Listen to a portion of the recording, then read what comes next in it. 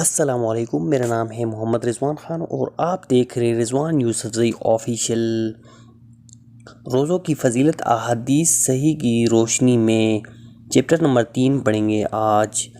نبی کریم صلی اللہ علیہ وآلہ وسلم نے فرمایا، روزہ اور قرآن قیامت کے دن بندے کی سفارش کرے گی۔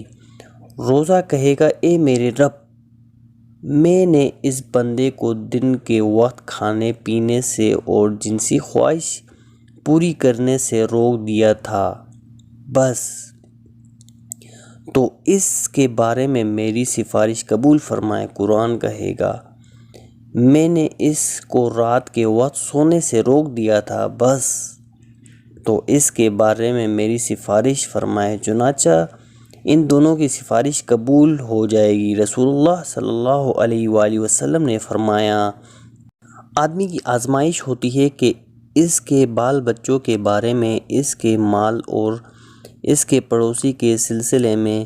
ان آزمائشوں کا کفارہ نماز، روزہ اور صدقہ ہے۔ آزمائش کا مطلب ہے کہ اللہ تعالیٰ مذکورہ چیزوں کے ذریعے انسانوں کو آزماتا ہے اور امتحان لیتا ہے۔ اولاد کی آزمائش یہ ہے کہ انسان ان کی فطری محبت کی وجہ سے غلط رویہ یا بخیل یا خیر سے اجتناب تو اختیار نہیں کرتا، یا ان کی تعلیم و تربیت میں کوئی کوتاہی تو نہیں کرتا۔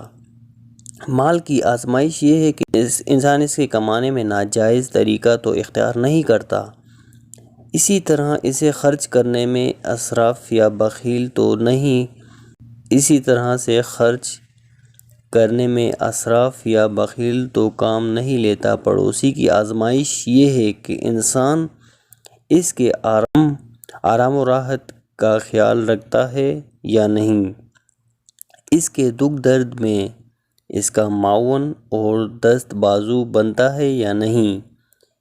ان ذمہ داریوں کی ادائیگی میں جو کوتاہیاں انسان سے ہو جاتی ہیں، نماز، روزہ اور صدقہ خیرات ان کے کفارہ بن جاتے ہیں اور کوتاہیوں کا ازالہ ہو جاتا ہے، کیونکہ اللہ تعالیٰ نے فرمایا، نیکیاں برائیوں کو دور کر دیتی ہیں۔ اس احادیث و آیات سے معلوم ہوا کہ ایک مسلمان کو نماز، روزہ اور صدقہ خیرات اور دیگر نیکیوں کا اہتمام کرتے رہنا چاہیے تاکہ نیکیاں اس کو کوتاہیوں اور گناہوں کا کفارہ بنتی رہے۔